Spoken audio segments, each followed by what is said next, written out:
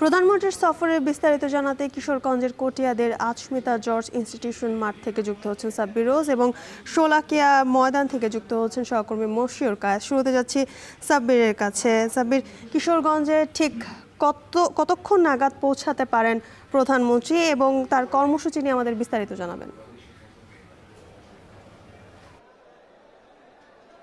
জ্যোতিকা, আমরা কিশোরগঞ্জের কটিয়াদির আচমিতা George institution মাঠে রয়েছি, যেখানে পূর্ব নির্ধারিত সময় দেওয়া আছে 1টা এবং আজকের এখানকার যে প্রোগ্রামটি সেটি হচ্ছে জাতীয় মৎস্যপক্ষ 2026, অর্থাৎ দেশের মৎস্য সম্পদ বৃদ্ধিতে বা মাছের চাষ বৃদ্ধিতে আধুনিক প্রযুক্তি ব্যবহারের পাশাপাশি উন্নত প্রযুক্তির মাধ্যমে আসলে বিশ্ববাজারে যে বাংলাদেশের মাছের চাহিদা আছে বা বিশ্ববাজারে আরও সমৃদ্ধ করতে মূলত দেশের জনগণকে সচেতন করার পাশাপাশি বিভিন্ন উদ্যোগ রাখা হয়েছে। এই অনুষ্ঠানে মূলত একটা এসে প্রধানমন্ত্রী আজকের যে জাতীয় মৎস্যপক্ষ 2026 সেটির শুভ উদ্বোধন ঘোষণা করবেন। সেই উপলক্ষে আমরা দেখেছি যে সকাল 10টার থেকেই মূলত আশপাশের অঞ্চল এবং এই সাধারণ মানুষ, সাংগঠনিক বিভিন্ন ইউনিটের যারা রয়েছেন তারা এসে জড়ো হয়েছেন এবং তারা অধীর আগ্রহে প্রধানমন্ত্রী বা সরকার প্রধানের জন্য অপেক্ষা করছেন।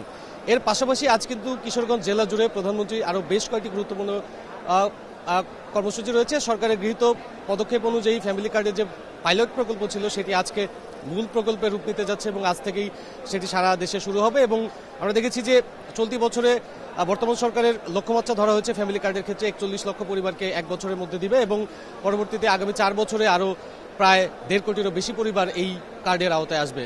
এবং এর পাশাপাশি সরকারের 5 বছরে 25 কোটি বৃক্ষরোপণের যে কর্মসূচি রয়েছিল সেটিও আজকে রয়েছে এই অঞ্চল ভিত্তিক, যার উদ্বোধন করবেন প্রধানমন্ত্রী তারেক রহমান। এবং প্রতি বছর 5 কোটি গাছ লাগানোর যে লক্ষ্যমাত্রা, সেই জায়গা থেকে মূলত সরকারের প্রধান এই ধরনের বা সবুজ বাংলাদেশ বিনির্মাণের যে প্রত্যয় ব্যক্ত করে আসছেন, সেই জায়গা থেকে তিনি কিন্তু দেশের বিভিন্ন প্রান্তে এই ধরনের কাজ করছেন।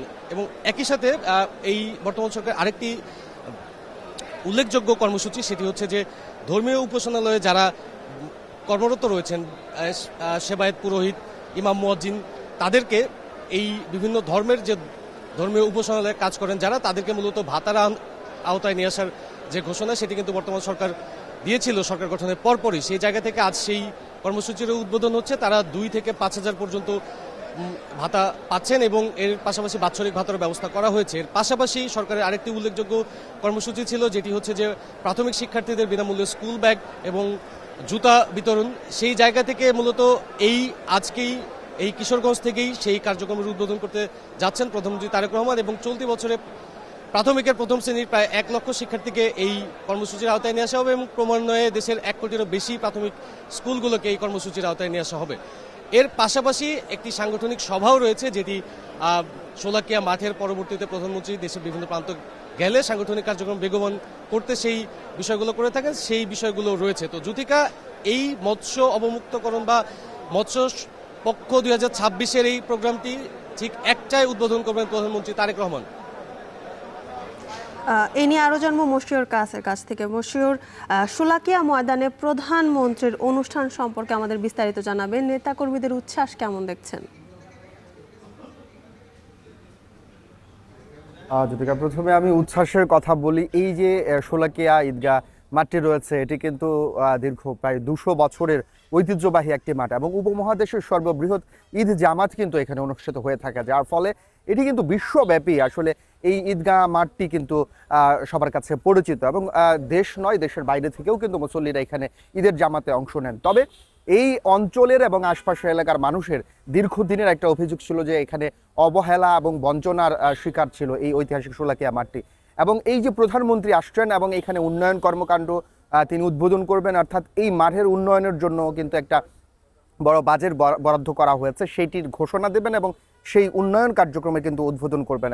সেজন্য কিন্তু আসলে আশপাশের মানুষ থেকে শুরু করে নেতাকর্মী যারা রয়েছেন প্রত্যেকেই কিন্তু আসলে উচ্ছ্বসিত এবং তারা যে বিষয়টি বলছে যে দীর্ঘদিনের যে এই যে বঞ্চনার শিকার এই শোলাকিয়া ঈদগাহ মাঠটি, সেটি তাদের দুঃখ কিন্তু গোছাতে যাচ্ছেন এই প্রধানমন্ত্রীর আগমনকে কেন্দ্র করে, যার ফলে সবার মধ্যে কিন্তু আমরা উৎসব মুখর পরিবেশ কিন্তু লক্ষ্য করছি। আমি যদি একটু জানিয়ে রাখতে চাই যে এখনো পর্যন্ত যেহেতু প্রধানমন্ত্রীর প্রোগ্রাম রয়েছে কঠিয়াদি এবং পাকুন্দিয়াতে, এইখানে 3 নাম্বার যে অনুষ্ঠানটি হবে এই শোলাকিয়া মাঠে, সেজন্য আপাতত কিন্তু নিরাপত্তার স্বার্থে সাধারণ মানুষ কিংবা নেতাকর্মীদের প্রবেশ এখনো পর্যন্ত সংরক্ষিত রয়েছে। প্রধানমন্ত্রী আসার পর হয়তোবা সেখানে নেতাকর্মীরা প্রবেশ করতে পারবেন, তবে নিরাপত্তার চাদরে কিন্তু একেবারেই ঢেকে রাখা হয়েছে এই মাঠটিকে। এবং এই মাঠ ছাড়াও যে কিশোরগঞ্জে এইখানে শোলাকিয়ার যে কার্যক্রমটি রয়েছে, এখানে উন্নয়ন কার্যক্রমের উদ্বোধনের পর কিন্তু এখানে ছাত্রদলের আয়োজনে একটি বৃক্ষরোপণ কর্মসূচি রয়েছে, সেখানেও কিন্তু তিনি অংশ নেবেন এই শোলাকিয়া মাঠে। তো বৃক্ষরোপণ কর্মসূচির পর কিন্তু কিশোরগঞ্জের যে পুরাতন স্টেডিয়াম রয়েছে সেখানে আনুষ্ঠানিকভাবে কিন্তু ফ্যামিলি কার্ডের উদ্বোধন করবেন এবং ইমাম মুয়াজ্জিন যারা রয়েছেন, ধর্মীয় গুরু যারা রয়েছেন, তাদের যে সম্মানী ভাতা রয়েছে সেটিরও কিন্তু আনুষ্ঠানিক উদ্বোধন করবেন। সব মিলিয়ে কিন্তু বলা যায় যে কিশোরগঞ্জ সদরের নেতাকর্মী সহ আশপাশের মানুষজন কিন্তু মুখিয়ে আছে, অপেক্ষা করছে কখন বরণ করে নেবেন দেশের প্রধানমন্ত্রী তারেক রহমানকে। এবং ইতোমধ্যেই যেহেতু তারেক রহমান রওনা করেছেন কিশোরগঞ্জের উদ্দেশ্যে, সেই আলোচনাও কিন্তু চলছে সবার মাঝে।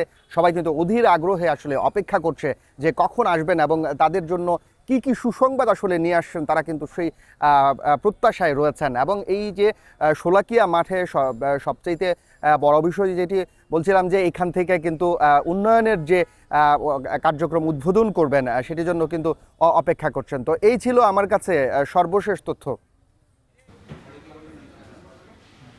কিশোরগঞ্জের পথে প্রধানমন্ত্রী সে বিষয়ে বিস্তারিত জানাতে যুক্ত ছিলেন সহকর্মীরা।